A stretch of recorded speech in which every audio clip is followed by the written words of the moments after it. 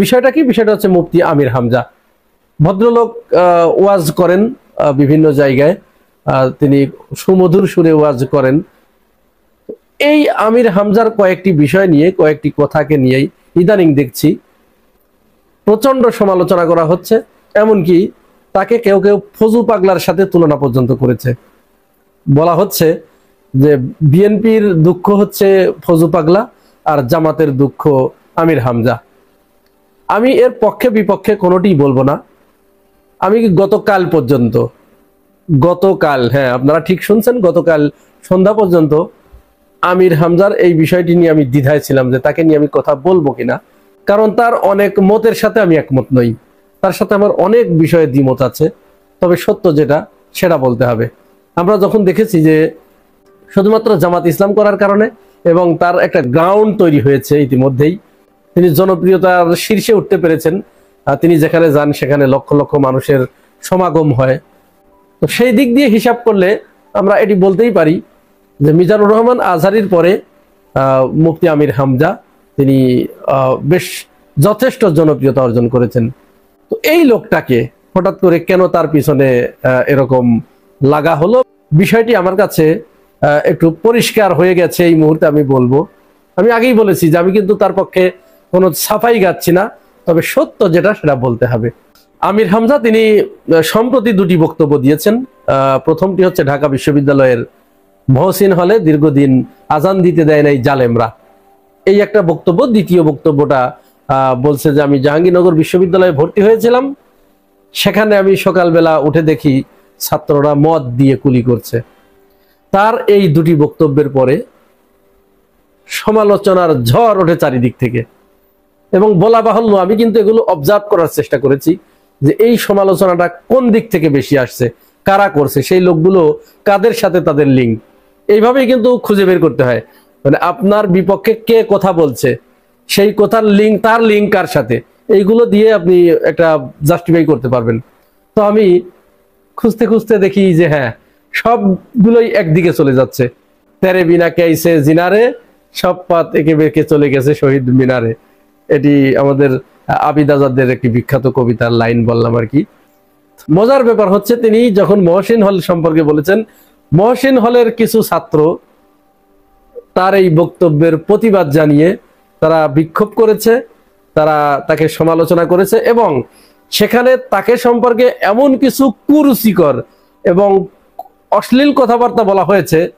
মুফতি আমির হামজা সম্পর্কে এই ধরনের কথা তো বলার কথা নয়, কারণ আমার জানা মতে এই মুফতি আমির হামজা কারো মাথার উপরে বাড়ি মেরেছে, কারো মেয়ে বের করে নিয়ে গেছে, কারো 10টা টাকা মেরে দিয়েছে, 10টা টাকা চুরি করে খেয়েছে, কোনো জায়গায় কাউকে কাজ পাইয়ে দিয়ে কমিশন আদায় করেছে। এরকম আমার জানা মতে এই ধরনের কোনো নিউজ আমার চোখে পড়ে নাই। আপনাদের চোখে যদি পড়ে তাহলে আমাকে দেখাবেন, আমি ওটা শুধরে নেব। তো সেই লোকটাকে বলা হচ্ছে ভণ্ড, বদমাশ ইত্যাদি ইত্যাদি। এই জাতীয় শব্দ যখন ব্যবহার করা হচ্ছে তখন আমি চিন্তা করলাম যে এরা কারা, একটু দেখার চেষ্টা করি। তো দেখলাম যে এদের লিঙ্ক ছাত্রদের দল এবং ছাত্রলীগের সাথে এরা লিঙ্কেড। তো আমি তো তখনই বুঝতে পারলাম বেশিরভাগই ছাত্রলীগের সাথে, বিশেষ করে মহসিন হলের ঘটনাকে কেন্দ্র করে যারা বিক্ষোভ সমাবেশ করেছে তাদের ভাষাই বলে দিচ্ছে যে তারা কি বলতে চাচ্ছে। এই ঘটনাকে, আমির হামজার এই ঘটনাকে অবশেষে দুটি মেইন স্ট্রিমের পত্রিকা, একটি যায় যায় দিন টিভি চ্যানেল তাদের অনলাইন ভার্সন এবং আরেকটি হচ্ছে 21 টেলিভিশন, তারা দুজন আমির হামজা যে অসত্য কথা বলে নাই, তিনি যে একেবারে বানিয়ে কথা বলেন নাই, সেটি তারা প্রমাণ করে দিয়েছে। এতদিন আমি হলে আসছি, আমি কখনো মাইকে আজান শুনতে পারিনি। হাসিনা পালিয়ে যায় 2024 সালের 5ই আগস্ট। সে সময় দৈনিক কালবেলার অনলাইনের একটি প্রতিবেদনে দেখা যায় সলিমুল্লাহ হলে বছরের পর বছর ধরে মাইকে আজান দেয়া বন্ধ ছিল। ছাত্রদের ভাষ্যমতে ছাত্রলীগ নেতাদের ঘুম নষ্ট হয়, তাই মাইক দিয়ে আজান দেয়া বন্ধ ছিল এতদিন ধরে। হচ্ছে বিভিন্ন সময়ে চেষ্টা করেছি মসজিদে একটা মাইক লাগানোর, কারণ আমাদের হলটা অনেক বড়, এখানে আজান দিলে আসলে অন্যদিকে শোনা যায় না। তো স্বাভাবিকভাবে হলের সিঙ্গেল রুমগুলো হচ্ছে মসজিদের দুই পাশে, তো এখানে নেতারা থাকতেন, ছাত্রলীগের নেতারা, তাদের নাকি হচ্ছে ঘুমে ডিস্টার্ব হয় আজান দিলে। এই অজুহাতে, এটা আসলে কোনো লিখিতভাবে না, এই অজুহাতে হচ্ছে মসজিদে আসলে মাইকটাকে আর ই করতে দেওয়া হয়নি। এর ভিতরে আবার কেউ একজন মহসিন হলের সাবেক ছাত্র, তার নাম সম্ভবত নুরুল ইসলাম, এই জাতীয় নাম হবে, আমি নামটা ভুলে গেছি। তো এই লোকটা আবার তার গ্রামের বাড়ির ঠিকানায় আইনি নোটিশও পাঠিয়েছে তাকে প্রকাশ্যে ক্ষমা চাওয়ার জন্য। তো আমির হামজাকে আমি এই জন্য ধন্যবাদ দিচ্ছি যে এই লোকটা সাথে সাথে ক্ষমা চেয়েছে। তার এই বক্তব্যের যখন পাবলিক রিয়াকশন তিনি বুঝতে পেরেছেন, জামাতের লোকও নাকি তাকে বলেছে যে আপনি কথা এরপর থেকে হিসাব করে বলবেন এবং ক্ষমা চান, তো তিনি একেবারে প্রকাশ্যে ক্ষমা চেয়েছেন। এর জন্য তাকে ধন্যবাদ দেয়া যেতেই পারে, তিনি ধন্যবাদ পাওয়ার উপযুক্ত।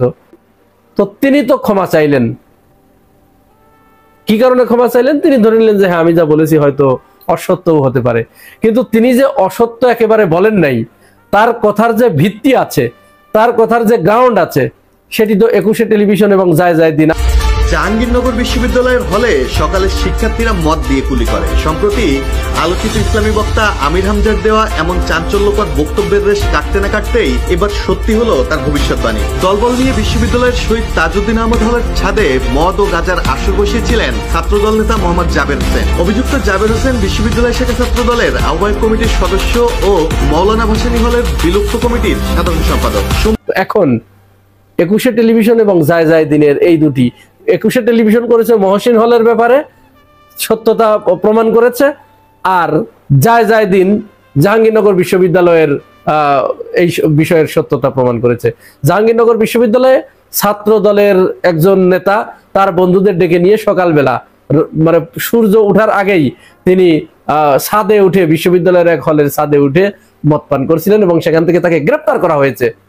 তাহলে মুফতি আমির হামজা যে বললেন যে আমি সকালবেলা দেখলাম যে তারা মদ দিয়ে কুলি করছে, কথার সত্যতা আছে কিনা?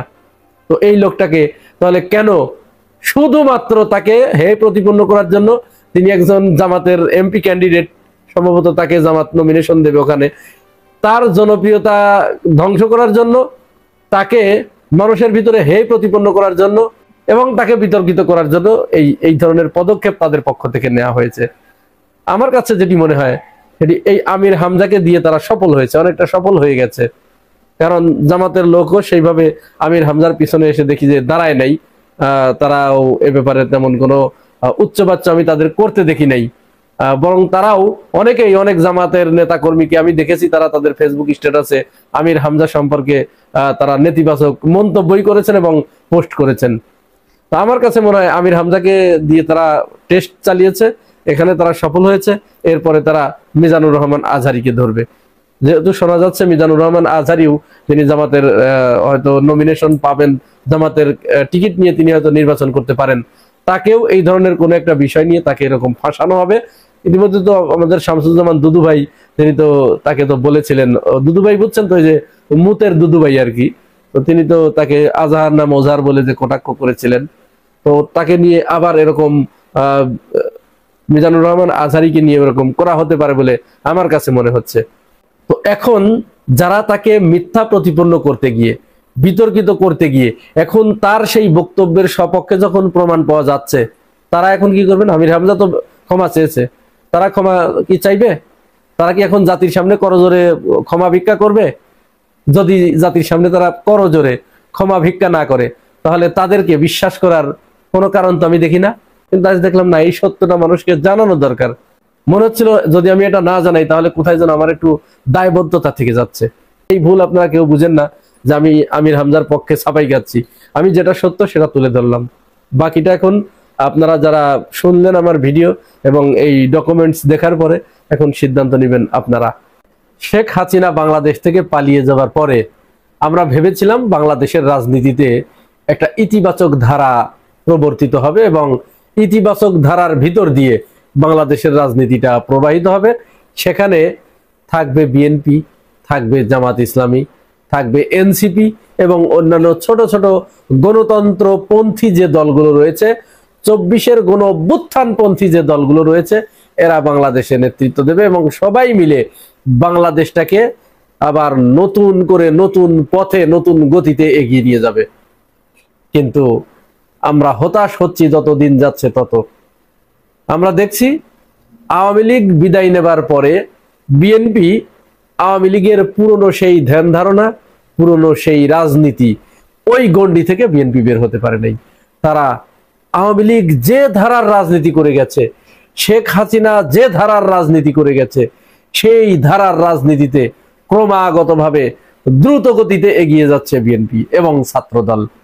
শেখ হাসিনা 2009 সাল থেকে 2024 সালের 5 আগস্ট পর্যন্ত এই বাংলাদেশের মানুষের উপরে, বাংলাদেশের ভূখণ্ডের উপরে যে অত্যাচার, যে নির্যাতন, যে নিষ্পেষণ চালিয়েছে, বাংলাদেশ ভূখণ্ডটাকে অন্য দেশের হাতে তুলে দেবার যে ষড়যন্ত্র করেছে, সেই আওয়ামী লীগকে যখন বাংলাদেশের প্রতিটি নাগরিক আওয়ামী লীগের উপর থেকে মুখ ফিরিয়ে নিয়েছে, জাতীয় পার্টির উপর থেকে মুখ ফিরিয়ে নিয়েছে, স্বৈরাচারের উপর থেকে মুখ ফিরিয়ে নিয়েছে, তারা একটা ইতিবাচক রাজনীতির দিকে দেশটা প্রবাহিত হোক সেই দিকে তারা চেয়ে আছে।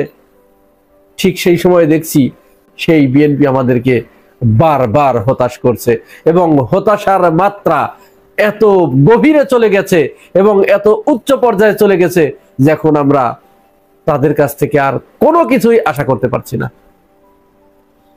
তার প্রধান কারণ বিএনপি যে রাজনীতি শুরু করেছে, সেই রাজনীতিতে তারা মুখে বলছে বারবার যে জামাত ইসলাম আওয়ামী লীগের সাথে আঁতাত করছে, ডাকসুতে ছাত্র শিবির ছাত্রলীগের সকল ভোট পেয়েছে, এটি তারা মুখে বলছে, অথচ বাস্তবে ভিতরে ভিতরে তারা আওয়ামী লীগের ভোটগুলো পাওয়ার জন্য হেন কোনো কাজ নেই যা তারা করছে না।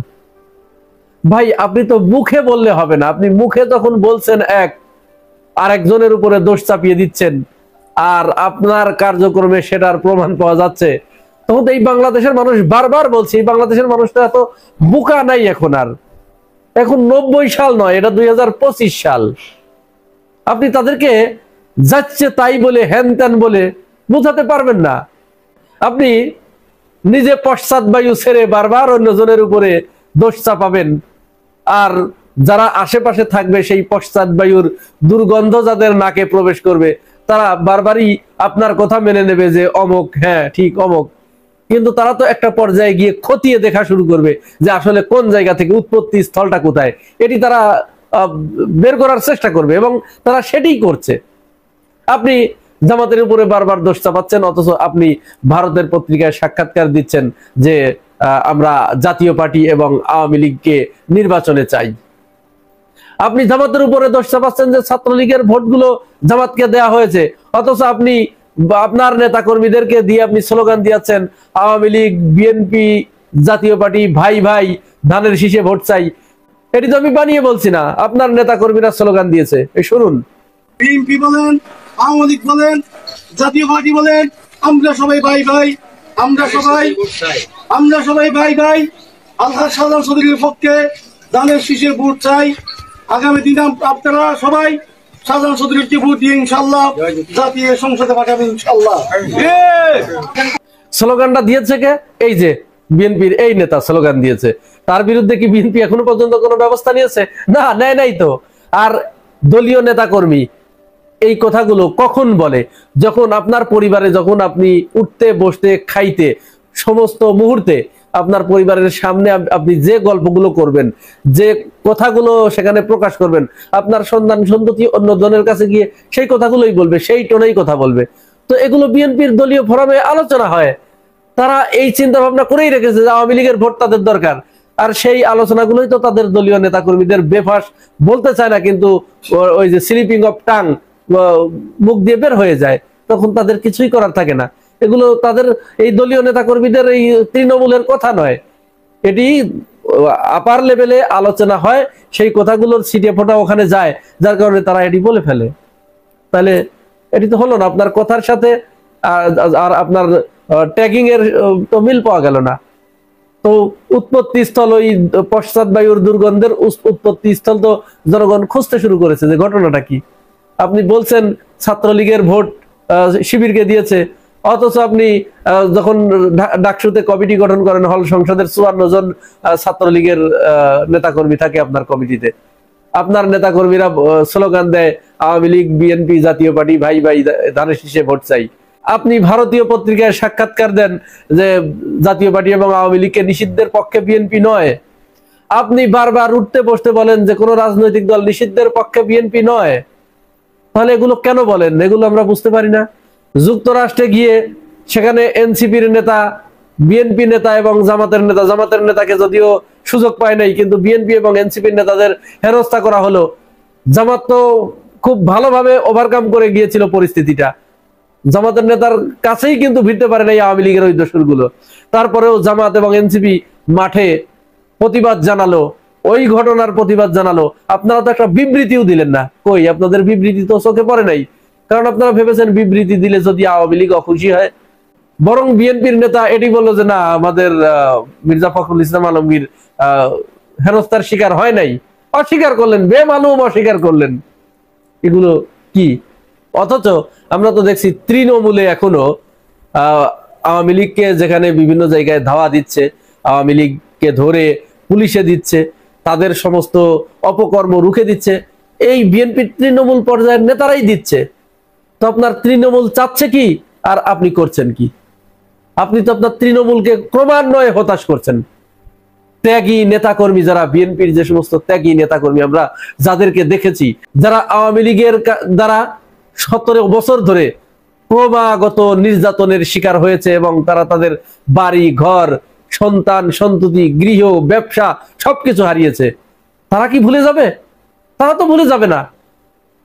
অথচ আপনারা তাদের বিপক্ষে গিয়ে আপনারা বক্তব্য দিচ্ছেন আরেক রকম। আবার নতুন করে একটা খেলা শুরু করেছে ডাকসু নির্বাচনকে কেন্দ্র করে। আপনারা জনগণের মতামতকে মোটে কালে পাত্তা দিতে যাচ্ছেন না। এটা কোন রাজনীতি শুরু করলেন আপনারা?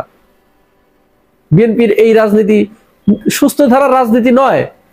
সেখানে বলা হচ্ছে ডাকসুতে যে ভোট হয়েছে নীলক্ষেত থেকে ব্যালট পেপার ছাপা হয়েছে, মানে তারা যে করেই হোক ডাকসু নির্বাচনকে কলঙ্ক যুক্ত করতে তারা বদ্ধপরিকর এবং এইটাকে যে করেই হোক প্রশ্নবিদ্ধ করতেই হবে।